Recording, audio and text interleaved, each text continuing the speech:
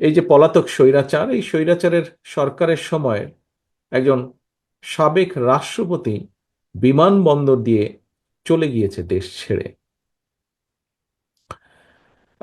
যেভাবে চলে গিয়েছে সেটিকে যদি আমরা মিলাই তাহলে দেখব যে 5ই আগস্ট আরেকজন দেশ ছেড়ে পালিয়ে গেছে, ইনিও অনেকটা সেভাবেই পালিয়ে গিয়েছেন। কিন্তু এখন বলা হচ্ছে যে অন্তর্বর্তীকালীন সরকার নাকি তার এই দেশ ত্যাগের ব্যাপারে কিছুই জানে না।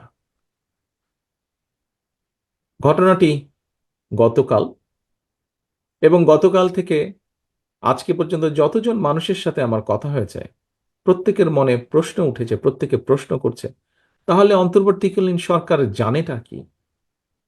সাথে এও অভিযোগ উঠেছে সংস্কারের নামে সময় ক্ষেপণ করে অন্তর্বর্তীকালীন সরকার একদিকে যেমন হয়তোবা পলাতক স্বৈরাচার এবং তাতে দোসরদেরকে নিরাপদে দেশ ত্যাগের সুযোগ করে দিচ্ছে, অপরদিকে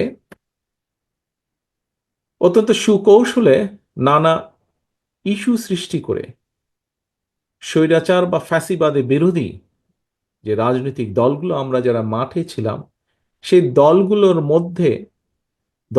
ঐক্যের মধ্যে ফাটল ধরানোর একটা ক্ষেত্র হয়তো তৈরি করতে চাইছে। পলাতক স্বৈরাচারদের সহযোগীদেরও পুনর্বাসনের ক্ষেত্র হয়তো তৈরি করতে চাইছে। প্রিয় উপস্থিতিবৃন্দ, এই বিষয়গুলো ঘুরে ফিরে মানুষের মনে প্রশ্ন তৈরি করছে।